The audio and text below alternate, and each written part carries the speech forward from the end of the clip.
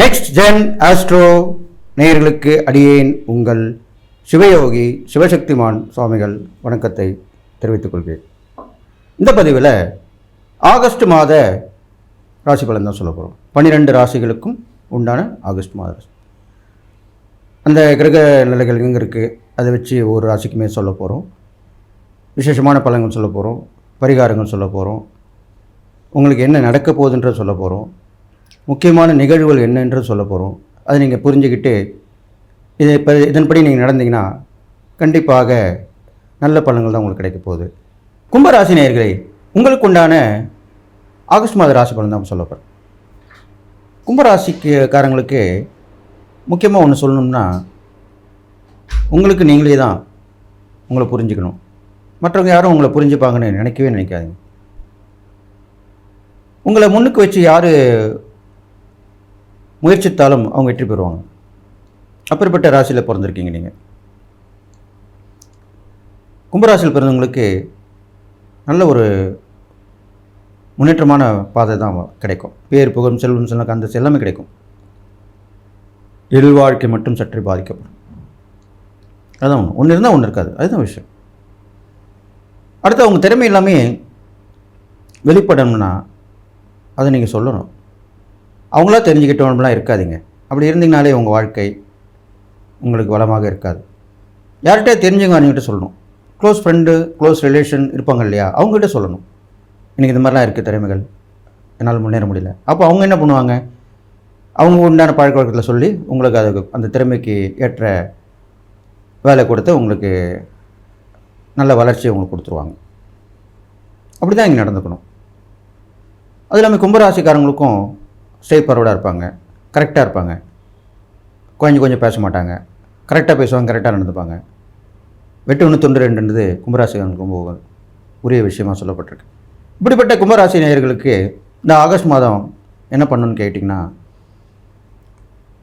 எப்பயுமே உங்களுக்கு ஒரு தொடர் முயற்சி தேவை. இந்த காலகட்டத்தில் சட்டுன்னு விட்டுறக்கூடாது. ஒரு இடத்துக்கு போகிறீங்க, ஒருத்தர் இல்லை, போனோம் இல்லை, நம்ம என்ன பண்ணுறோம் அப்படின்னு நினைக்கக்கூடாது.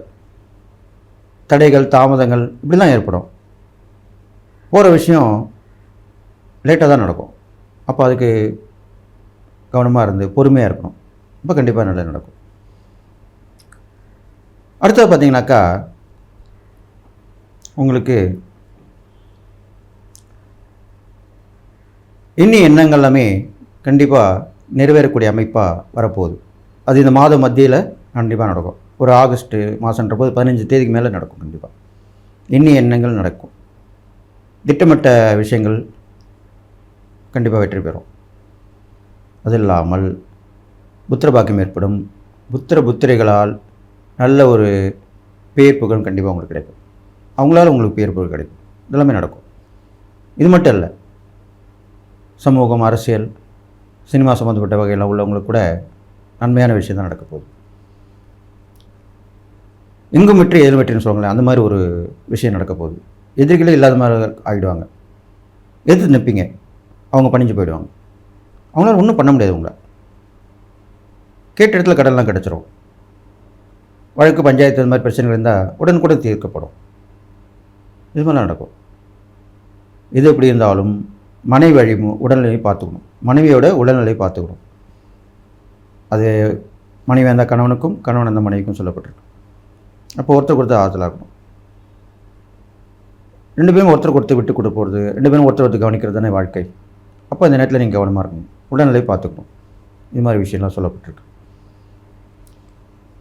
அடுத்ததாக உங்களுக்கு வீணான பயங்கள் ஏற்படும். எதிர்பாராமல் நடக்கிற விஷயம் எல்லாமே நன்மை தான் செய்யணும்னு சொல்லுவாங்க இல்லையா, உங்களுக்கு அதுக்கு ஏற்குமாறாக நடக்கும். எதிர்பாராத வரும். ஆனால் இல்லை உங்களுக்கு கொடுக்க வேண்டிய வேற ஒருத்தர் கொடுக்க வேண்டியது அது உங்களுக்குன்னு வந்துருச்சுன்னுவாங்க. இப்படி தான் சொல்லுவாங்க. இதுக்கு உதாரணம் சொல்லணும்னா, சக்குன்னு ஒரு அக்கௌண்ட்டில் உங்கள் பணம் வந்து விழுந்துடும். அவர் என்ன பண்ணுவார், தெரியாமல் போட்டுருவேன்னுவார். ஃபோன் பண்ணி, இல்லை அந்த பைசா எனக்கு போட்டுருங்க, உங்களுக்கு இன்னொருத்தருக்கு போட வேண்டியது உங்களுக்கு வந்துருச்சுன்னு. இது மாதிரிலாம் வாழ்க்கையில் நடக்கும். கேள்விப்பட்டிருப்பீங்க, பார்த்துருப்பீங்க. அது மாதிரி விஷயம் நடக்கும், வந்து போயிடும். புரிஞ்சுட்டிங்களா? அதுதான் வாழ்க்கை. அந்த மாதிரி காலகட்டம் தான் இப்போ வந்துருக்கு. இது மாதிரிலாம் நீங்கள் உஷாராக இருக்கணும். இந்த விஷயத்தில் கவனமாக இருக்கணும். அப்போது வேண்டுதல் பிரார்த்தனை தான் கண்டிப்பாக நிறைவேற்றிக்கலாம். அம்மன் வழிபாடு ரொம்ப உயர்ந்ததாக சொல்லப்பட்டிருக்கு. அடுத்த இறைப்பறைகள் பார்க்கும்போது சிவன் சக்தி 2 பேரும் சேர்ந்த அம்சமாக உள்ளவங்களை வழிபட்டு வரலாம். 2 பேரும் சேர்த்து வழிபடலாம். இது மாதிரி அர்த்தநாரீஸ்வரவங்களே அவரை வழிபட்டு வரலாம். சிவனுடைய சக்தியோட விஸ்வரூபம் லிங்க வழிபாடு பண்ணலாம். விடிகாலையில் முதல் தரிசனம் பார்க்கலாம். இதெல்லாம் செய்யலாம். தான தர்மம் பார்க்கும்போது உடல் உழைப்பால் இருக்கவங்க, ரொம்ப கஷ்டப்பட்டு வாழ்க்கையில் முன்னேறக்கூடியவங்க, ஏழை எளியவங்க, ரொம்ப கஷ்டப்பட்டு தான் அவங்க வாழ்க்கையில் முன்னேற முடியும். எந்த ஒரு விஷயமா இருந்தாலும் கஷ்டப்பட்டு தான் ஆகணும். அப்பேற்பட்டவங்க உதவி பண்ணுவாங்க. கண்டிப்பாக அவங்க நன்மை தான் நடக்க போகுது. இப்போ இந்த கும்பராசிக்காரன் பார்த்தீங்கன்னாக்கா, இந்த ஆகஸ்ட் மாதத்தில் எல்லா விஷயமும் வெற்றி கண்டிப்பாக கிடைக்க போகுதுன்னு சொல்லியிருக்கேன். அதுக்கு உண்டான பயணத்துக்கு நீங்கள் தயாராகும்னு சொல்லிவிட்டு எல்லா நலமும் வளமும் பெற்று வாழ போகிறீங்கன்னு சொல்லி வாழ்த்து விடைபெறுகிறேன். நன்றி, வணக்கம். நீங்கள் உங்கள் ஜாதகத்தை வச்சு பார்க்கும்பொழுது கண்டிப்பாக அந்த இருக்கக்கூடிய கிரகணங்களை வைத்து இப்போ உள்ள தசாபக்தி அது கண்டிப்பாக பார்க்கணும். ராசி பலனாலே கோச்சார பலன் சொல்லுவாங்க. அப்போ தசாபக்தி பலன் தான் கண்டிப்பாக நல்லது செய்யும். 50% தசாபக்தி பலன் பார்க்கலாம், 50% கோச்சார பலன் பார்க்கலாம். அப்போ அந்த வகையில் தசாபக்தி பலன்கள் கண்டிப்பாக நன்மையை செய்யும். அந்தந்த கிரகங்கள் அந்தந்த தசாபக்தியில் அதனுடைய வேலையை கண்டிப்பாக செய்யும். இது தெரியாமல் தான் எல்லோரும் போயிட்டு முயற்சின்னு இருக்கோம். பொதுவான பலனை பார்த்துட்டு நடக்கலையே போலேன்னு வருத்தப்படக்கூடாது. அதனால் சுய ஜாதகத்தை நீங்கள் கண்டிப்பாக எனக்கு அனுப்பி வைத்தீர்களானால், எனக்கு தொலைபேசி மூலம் தொடர்பு கொண்டீங்களால் கண்டிப்பாக உங்களை ஜாதகத்தை நல்லா அலசி ஆராய்ந்து நல்லா பொறுமையாக பார்த்து தான் சொல்லுவேன். அவசரப்பட மாட்டேன். உங்களுக்கு தகுந்த பரிகாரம் கண்டிப்பாக உண்டு. என்னுடைய அனுபவத்தை வச்சு உங்களுக்கு சொல்லி உங்களை அதிலேருந்து பிரச்சனைலேருந்து கண்டிப்பாக வெளிக்கொண்டு வருவேன் என்று சொல்லி இதன் மூலிமா நீங்கள் பயன்பெறலாம் அப்படின்னு சொல்லி உங்களுக்கு இதன் மூலம் தெரிவித்துக் கொள்கிறேன். நீங்கள் என்னுடைய தொடர்பு கொண்டு உங்கள் பிரச்சனை நீங்கள் தீர்த்துக்கலாம். அதனால் நீங்கள் வாழ்க வளமுடன் எல்லா நலமும் பெற்று வாழ்வுன்னு சொல்லி வாழ்த்தி விடைபெறுகிறேன். நன்றி, வணக்கம்.